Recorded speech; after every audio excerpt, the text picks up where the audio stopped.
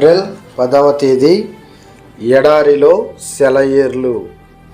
నీవేళ నాతో వ్యాజ్యమాడుచున్నావో నాకు తెలియజేయుము. యోబు గ్రంథము 10వ అధ్యాయము 2వ వచనము. అలసిపోయిన ఓ హృదయమా, ఒకవేళ నీ సౌందర్యాన్ని పరిపూర్ణం చేయడానికి దేవుడు నిన్నిలా బాధలకి గురి చేస్తున్నాడేమో. నీలోని కొన్ని అందాలు శ్రమల్లో కానీ బయటకి తెలియనివి ఉన్నాయి.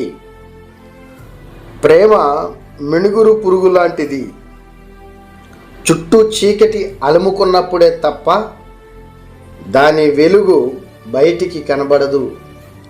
నిరీక్షణ అనేది మిణుగుమనే తారలాంటిది. సమృద్ధిగా ఉన్న పరిస్థితుల్లో పగటి వేళ సూర్యకాంతిలో అది కనబడదు. శ్రమ కాలంలో చీకటి రాత్రిలోనే దాన్ని చూడగలం. కష్టాలనేవి నల్లవి మఖమల్ గుడ్డలాంటివి. వాటిలో దేవుడు వజ్రాల వంటి తన దీవెనలను చుట్టి తన పిల్లల కోసం ఉంచాడు. ఆ నల్లని గుడ్డలో వజ్రాలు మరింత తళుకులు విరజిమ్ముతాయి. ఇంతకు ముందే కదా నువ్వు మోకాళ్ళుని ప్రార్థించావు, ప్రభు నాకు విశ్వాసం లేదేమోనని నాకు సందేహంగా ఉంది, నాకు విశ్వాసం ఉంది అని నాకు తెలిసేలా చెయ్యి అని. మరి కష్టాలను పంపమని ప్రార్థించడమేగా ఇది. నీకు తెలియకపోవచ్చు ఈ ప్రార్థనకి పర్యవసానం. ఎందుకంటే నీలోని విశ్వాసం పరీక్షకి గురైనప్పుడే కదా విశ్వాసం అసలు ఉన్నది లేనిది తెలిసేది. ఇది నీకు ఆధారం. మనలోని సులక్షణాలు వెలుగులోకి రప్పించడం కోసం దేవుడు మనపైకి శ్రమలను పంపుతుంటాడు.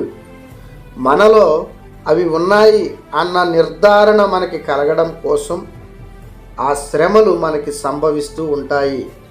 ఇది కేవలం మనలోని ఆత్మ సౌందర్యాన్ని తెలుసుకోవడం మాత్రమే కాదు,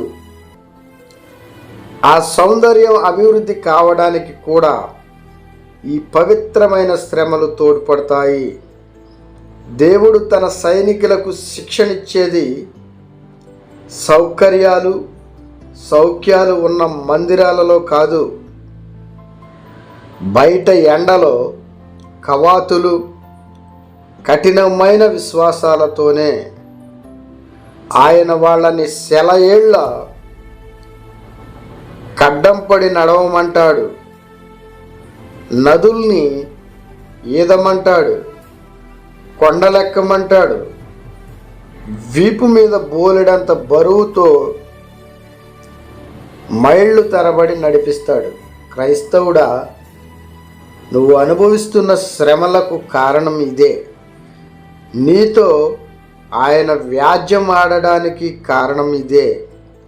సైతాను మిమ్మల్ని కదిలించకుండా ఉంటే అది ఆశీర్వాదం అనుకోవడానికి వీలు లేదు.